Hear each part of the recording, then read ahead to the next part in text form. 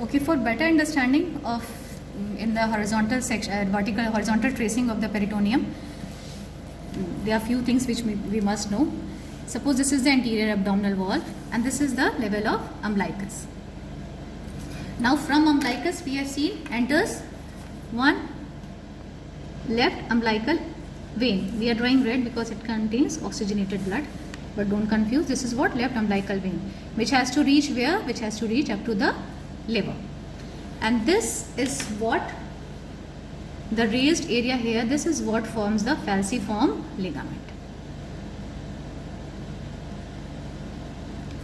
Now this was about the left umbilical vein. Now there are two umbilical arteries also. The umbilical arteries, they go inferiorly up to the internal iliac artery. They join the internal iliac artery. Now these two also form raised folds on the anterior abdominal wall. There is one more structure which is connected here up to the umbilicus. This is the developing urinary bladder. This is the developing urinary bladder.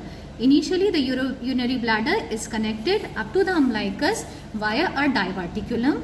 This diverticulum is called allantoic diverticulum.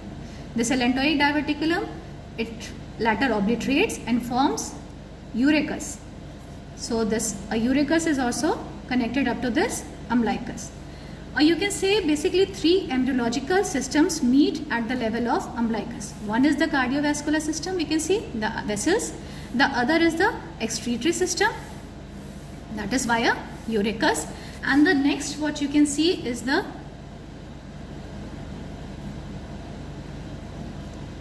midgut loop. How is the midgut loop connected? Midgut loop is connected via the vitello-intestinal duct. So we have vitello-intestinal duct here. This is the midgut loop. So the digestive system, the vascular system and the excretory system all are embryologically related up to the level of umbilicus. Now what these structures form? The left umbilical vein, it obliterates to form ligamentum teres, and this ligamentum teres is covered by falciform ligament. One more thing to note here is that this falciform ligament, contents of falciform ligament बहुत ज़्यादा पूछे जाते हैं. So what are the contents of falciform ligament? One of the main structure is what? Ligamentum teres. Beside that we have para-umbilical veins. It is a tributary of portal vein. And we have hepatic branch of superior epigastric artery. Superior epigastric artery कहाँ से आ रही थी? Terminal branch of internal thoracic artery. Now coming back, up to the umbilical arteries. These are the umbilical arteries. There are two umbilical arteries. As I said earlier, they reach up to the internal iliac artery. Later on, they get obliterated. And after obliteration, they are covered by peritoneum. This forms what? This forms medial umbilical ligament. This forms medial umbilical ligament when it is covered by peritoneum. There are two more ligaments. One is medial है तो lateral भी होगा, and there is one more, that is median umbilical ligament. Now how is this median umbilical ligament formed? This is the median structure here, the urachus what we have seen. Now this urachus is also covered by peritoneum. So the excretory system connected by allantoic diverticulum obliterates to form urachus covered by peritoneum, and then it forms median umbilical ligament. It is in center, single, median. These are two. Little laterally to this median, they form medial. Lateral umbilical ligament is also there, that is formed by inferior epigastric artery, but that does not reaches up to the level of umbilicus, so I have not drawn here. That ends midway only. System which we have seen was the digestive system. So this is the midgut loop.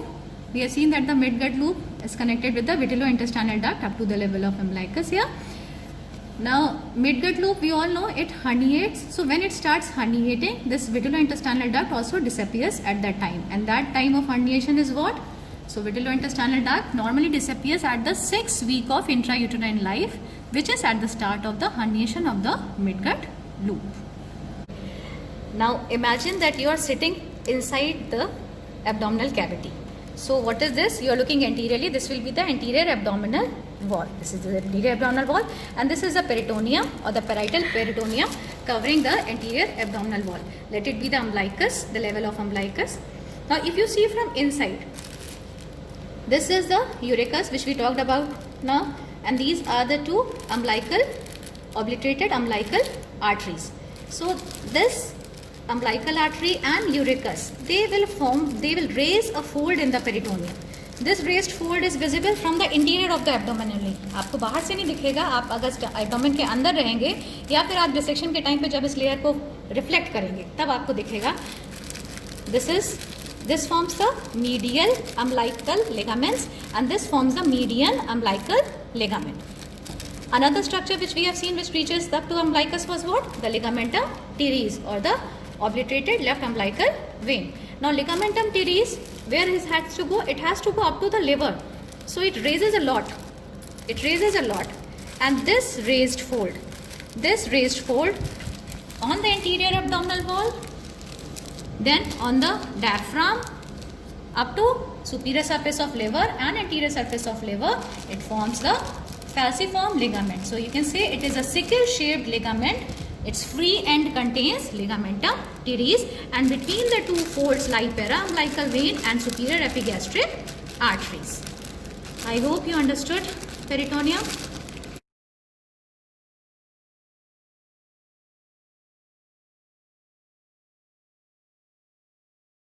Okay, one more thing was left that will help you in the horizontal tracing at the level of pelvis. This is quite funny, but I have tried to make the uterus here. This is fundus. These are the fallopian tubes. This is the body of the uterus. Now suppose the body of the uterus standing here. We all know the layer of peritoneal membrane coming from the posterior abdominal wall. After rectum, covering the rectum, it covers the uterus like this.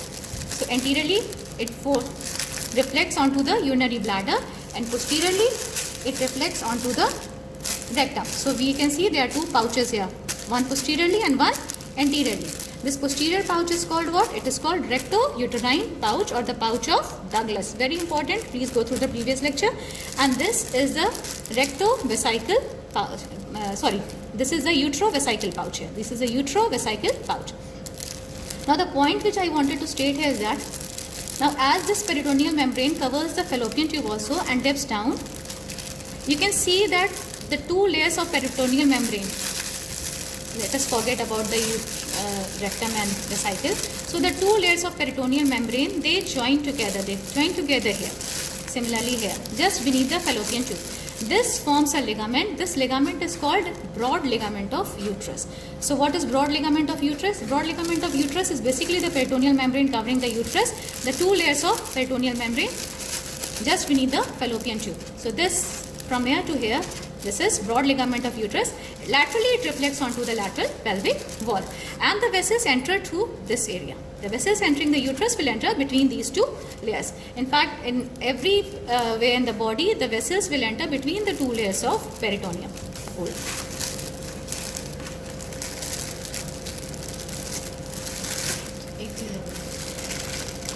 Now one simple small thing is also left here to state here.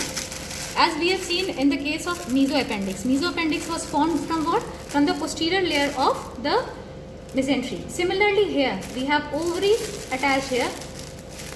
The ovaries which are attached here.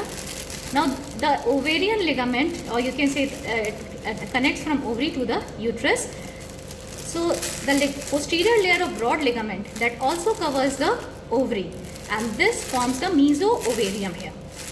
Just like the posterior layer of mesentery covering the appendix, here the posterior layer of broad ligament, it covers the ovary, forming meso-ovarium.